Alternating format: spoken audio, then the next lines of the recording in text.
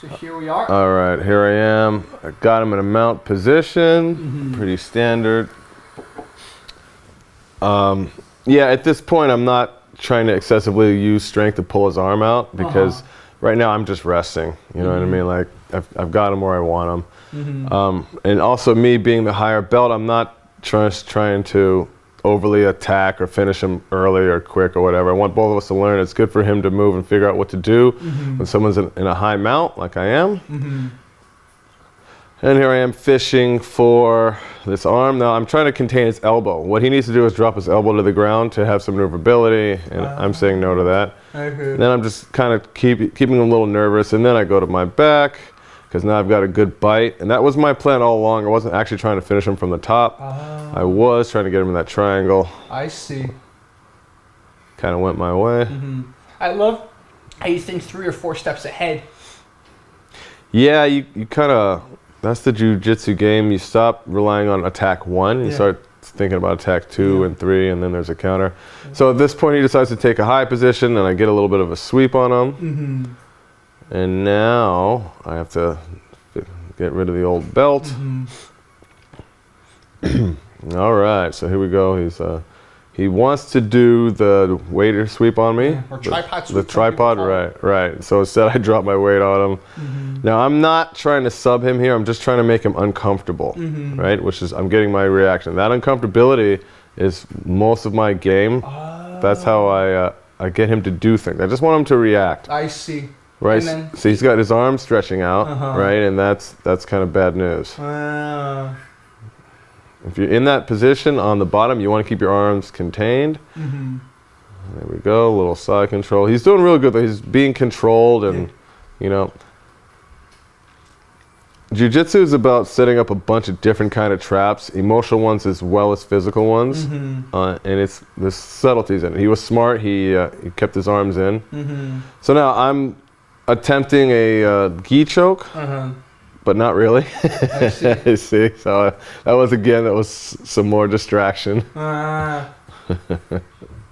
see. And you give him your gi now to hold on to, so you can't really get the arm bar. I'm really thinking about that arm though. See, that's what I was going for. That gi thing was just a distraction for him. I see. All right, and now. All right, and if you notice, I slipped that leg in there, and we're back to me doing a triangle. Big fan of that. That's right. Yes, I've got the length, and there we go. Yeah, I guess for tall guys like you, triangles. Yes, sir. And he's really trapped now. Yeah. What could he do in that zone right now to kind of get out of there? Well, he's kind of caught between a rock and a hard place. He would have had to get his elbow to the ground, but he would have to got out of the triangle as well. So there's not much. What he did was tap, and that's probably the best move. I see. Since you had him in that position, you would have either been choked or you would have got his arm. Right. And that's a lot of how my game is. I usually go for 2 or 3 if I can at one time. Wow, that's awesome.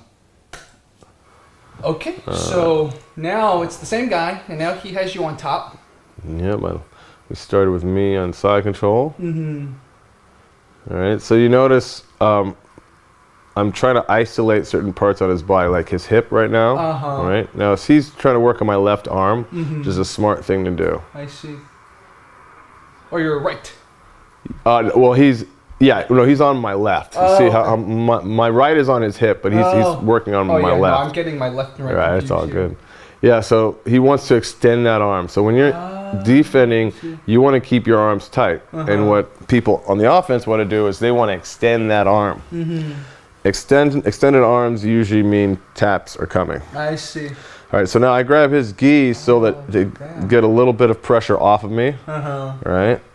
And now what he's got is a spinning arm bar. But he can't do it while my leg is in, my elbow is in that particular position. Right, he needs to step over my head. And by me containing his gi, I've removed his weight from on me completely. I see. As you see, I'm getting ready to prime him for a little bit of a sweep. I see.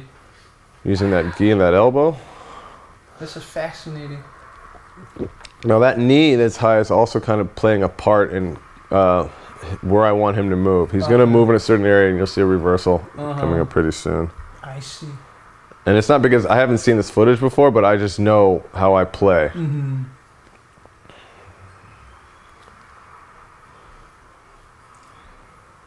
So here we are, just thinking about it. Mm-hmm.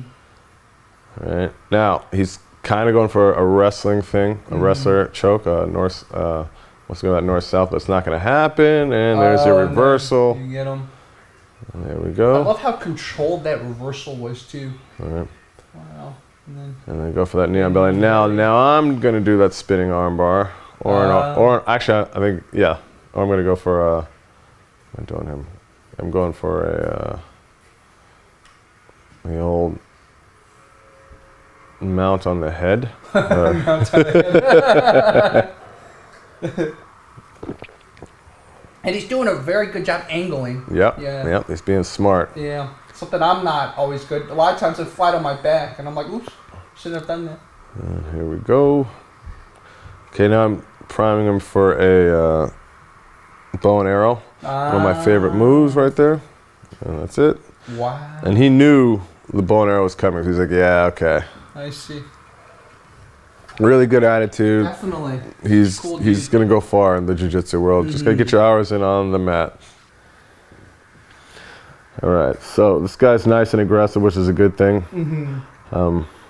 I get to practice my back game. Mm-hmm. So right now he knows what he's doing. He's going for my legs. He's trying to turn me around, and that's all the right thing to do. I see. He's smart now. I'm in a low position. And some people could see that as a point of weakness, but I'm pretty comfortable in that position. Mm-hmm. So now we're just edging for a little bit of real estate. Mm-hmm. And he's looking at his options, seeing what I'm giving him. Mm-hmm.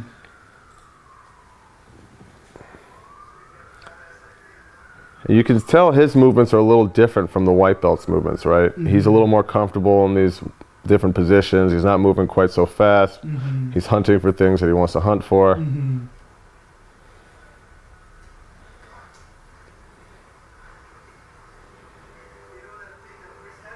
This position you're in, I've just not seen it much, so Oh yeah, it's so interesting. yeah. But it's like it's a position you practice a lot.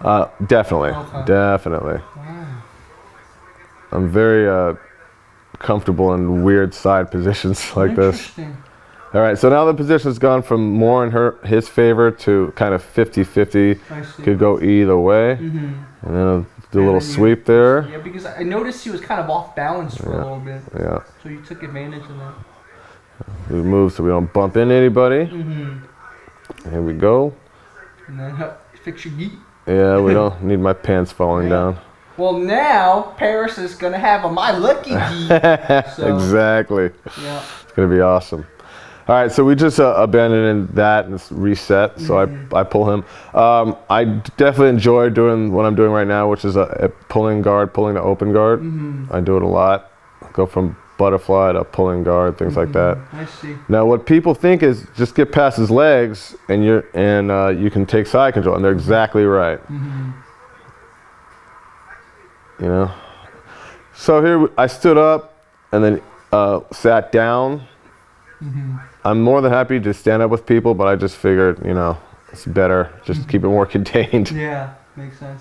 All right. So at this point, I'm attacking that leg, going for a similar sweep that I did before into my knee pass.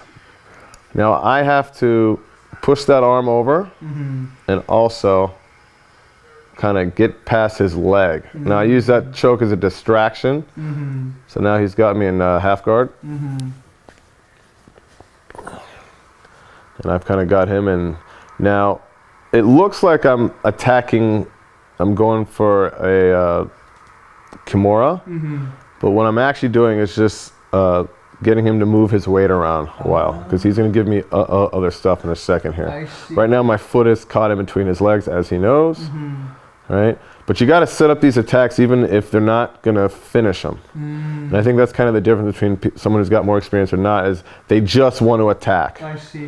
All right, so he went for a little roll around and didn't really go the way he'd hoped. Kind of put me in a better, more advanced position. I see. But what he needs to do here is he needs to get through my arm, get under my legs, and kind of sweep me from deep half guard. But I know this, and I'm not going to let it happen. I see. We're having a good back and forth exchange. He's doing a lot of things well. He's controlling his energy. He's not getting too frantic. Yep. Here we go, reset again. So we stand up, and then I sit down.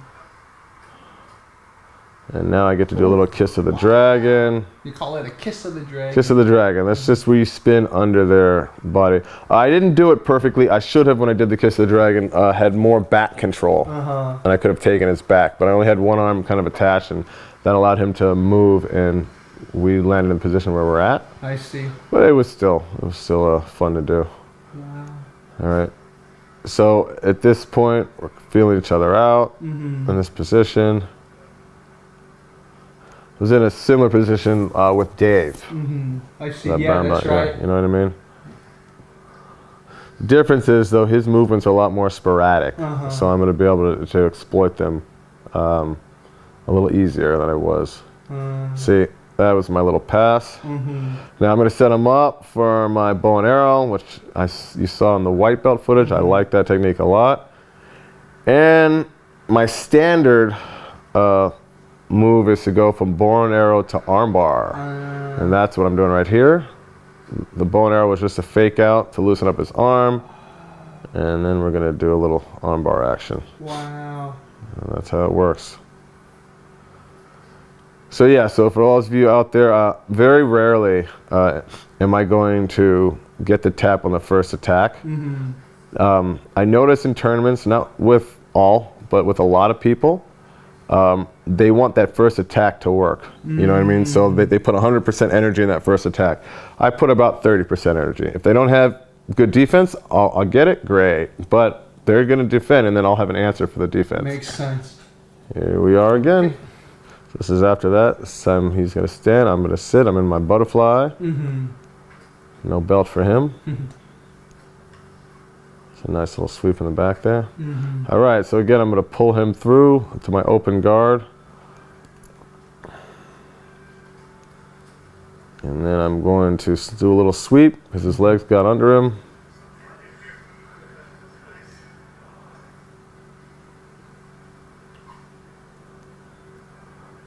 We're both fixing for positions. I've got his color, he's got mine. Here we are. Taking some breaths. Hair's looking nice and frizzy. You got the metalhead hair. That's it. And he's got the kind of the Chinese mafia hair. Right, the mob hair, yeah. Two guys you don't ever want to mess with on the streets, basically. That's the look you're giving off. All right, so here's our reset. And we're back to the original. Got the open guard. All right, and I went to spider. Real quick, little sweep action. Dude, that was really effective spider guard use. Thank you, sir. Yeah, I am a fan of the spider guard and things like that. And would you catch him in? I just caught him in a, it was a standard spider sweep. I just grabbed his lower leg and pushed him over. I see. So what happened was I used the spider to kind of pull him in, and then his feet got close together, and then I dumped him over. Makes sense. So I do that open leg thing. He grabs my legs, and now, see, that's the same sweep that I got him before. Oh, right? I see. So he's looking at my leg that's close to him, but not thinking about his own base leg. Right, and so you're, in a way, almost baiting him a little bit. Oh, 100%. Okay. I'm baiting him from the very beginning with my legs open in that turtle back position, you know what I mean? Because he knows he has to deal with my legs first. So he'll grab my legs, but he forgot about his own legs in the attempt to deal with mine. Agreed. You know what I mean? This is a good lesson. Yeah, I tapped him. I think that was a paper cutter, which usually you shouldn't really tap people with, but he was in a position where he was pretty tired, so he just turned his chin, and there you go. Makes sense. Guys, this is Coach Paris. I learned a lot because when I used to roll, it was the same. I tried to go for the legs, and somehow I get swept, and now I kind of knew. Oh, I guess they were just baiting me. It's like I never understood it until Coach Paris explained it. Yeah, there's a lot of baiting that goes into any combat sport where somebody who's been doing it for a bit, like knows that, your first attack or your first position is not the final one. You know what I mean? You're 5-6 moves ahead. Whether that involves a couple failed attacks or a couple of this, but it's definitely a game of chess, not checkers. So you want to kind of just be calm, give a little, get a little. Sometimes you're in a weaker position.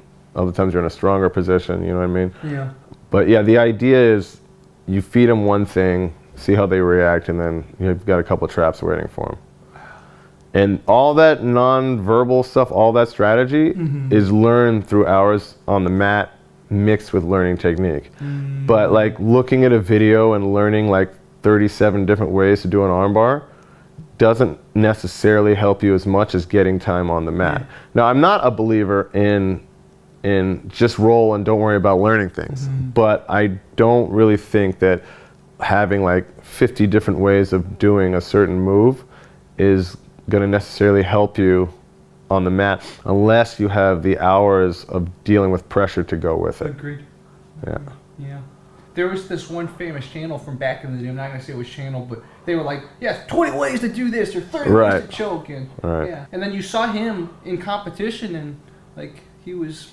Yeah, and that's the thing is everybody kind of has their specialties and what they like. For example, what I like about one of my coaches, my main coach, is that, I'll go to him and then I'll get a whole different skill set of moves to mess with, and then I'll go do those instead of the ones that I got comfortable. Because the thing is with jiu-jitsu is when you roll with people long enough, everybody learns your shenanigans. They all learn your strategy, your moves. So that's when it's time to go, learn totally different things from those positions or totally different positions.